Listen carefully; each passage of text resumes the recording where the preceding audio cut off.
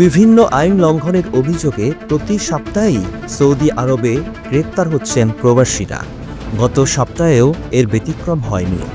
আবাসন, শ্রম ও সীমান্ত রক্ষা আইন লঙ্ঘনের দায়ে এই সময় 18,000-এর বেশি প্রবাসী গ্রেপ্তার করেছে সৌদি প্রশাসন।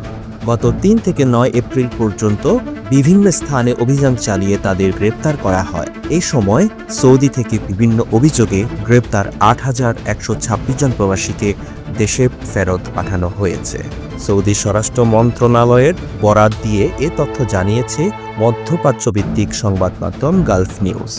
প্রতিবেদনে বলা হয়, 11,813 জনকে আবাসন আইন লঙ্ঘনের অভিযোগে, 4,366 জনকে সীমান্ত নিরাপত্তা আইন লঙ্ঘন এবং 2,490 জনকে শ্রম আইন লঙ্ঘনের অভিযোগে গ্রেপ্তার করা হয়েছে।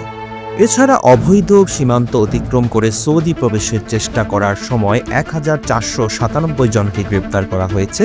এদের মধ্যে 27% ইয়েমেনি, 69% ইথিওপিয়ান এবং 4% অন্যান্য দেশের নাগরিক রয়েছে।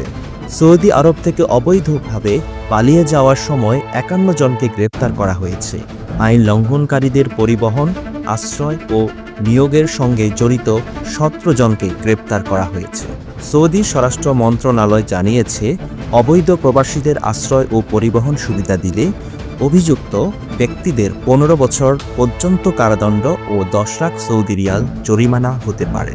প্রিয় দর্শক, এই ছিল টপ নিউজের এবারের সংবাদ। পরবর্তী সংবাদের জন্য আমাদের সাথেই থাকুন।